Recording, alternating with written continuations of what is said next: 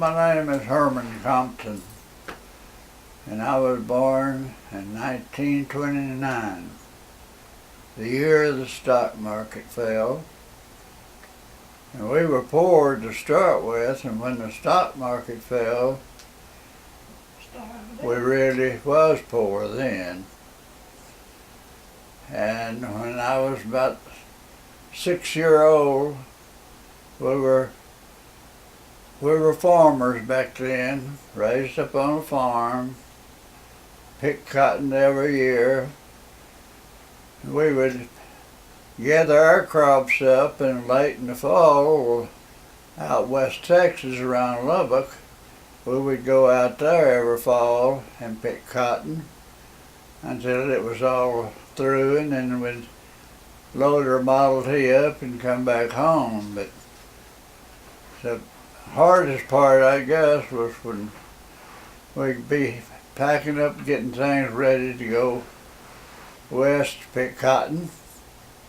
We would take our long cotton sacks and put everything we thought we would need once we got out west, cooking vessels and everything we thought, clothes, what few we had, and we'd tie two of them across the top of our Model T and one across each fender, and we would just load it down for that old 20-some Model T Ford, right along with everybody else. You see them going down the highway going west. Everybody looks like just like grapes of wrath. So it'd take us 2 days and 2 nights to get out there, and nighttime come, we'd pull over the side of the road at the roadside park and sleep that night, and next day get up and start out again. Take us 2 days, 2 nights to get out there in that old Model T Ford. And once we got out there, the cotton was ready to pick, and we would pick some days from the sun up till past sundown. You'd have to strike a match to read the scales on your last way up. You'd sleep in a barn at night. And you do what? Sleep in the barn at night. And we stayed in a barn every year. Our first year out there was 1934. I was 5 years old. And next year we went, well, I was big enough to pick cotton, and we would pick, and the blue northers come up, and the sandy soil out there, and have the worst sandstorms you've ever seen. You couldn't hardly see. It'd blow through the stucco houses, those real nice houses out there. You could write your name on the table the next morning after a dust storm. And so anyway, we would be out there about 8 weeks, I guess, sometime 9 or 10. And the cold norther blow up, it gets so cold, we'd tell our daddy, let us go to the house, our feet are just freezing. And he'd say, put your sack off and run down the middle about 100 yards and turn around and run back, and it'll warm your feet up. And so we would do that, and that helped temporarily. And so it was just real hard times. That's the year the stock market fell in '29. And nobody could find a job, and that's the only kind of job that we knew anything about was farming. And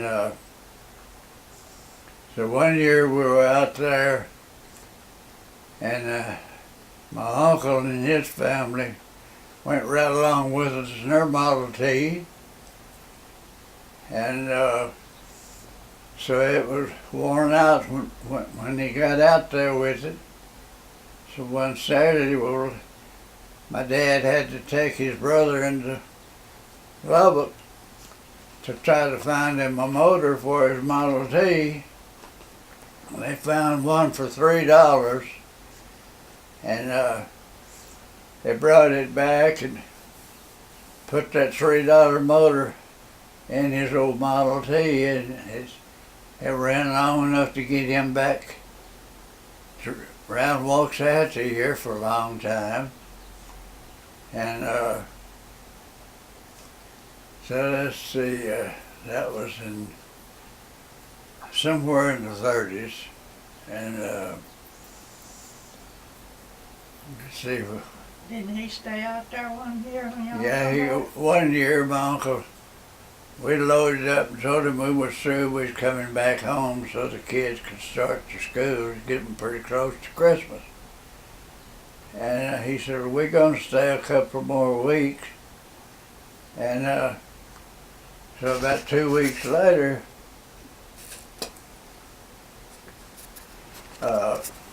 they loaded up and started back, and Daddy was down at his brother-in-law's house at Italy one day, and they called down there from Weatherford, Texas. Daddy's brother did, and said, well, her Model T won't run anymore, and said, we need you to come out here and pull us home. So my daddy loaded up and went through Fort Worth on out to Weatherford and got to looking for him. And they thought he'd be on the side of the road, but they looked down in the pasture and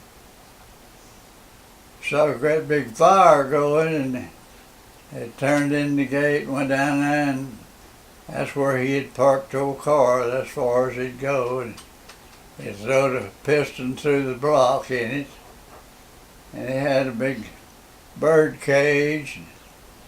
There was a bird in it, and it had a big True-Tone radio in it. All of that was sitting on the ground. They asked him at first what's wrong with it. So my daddy pulled up there and got out and asked him, said, what seemed to be wrong with your car? And he said, I don't know, I never have raised the hood.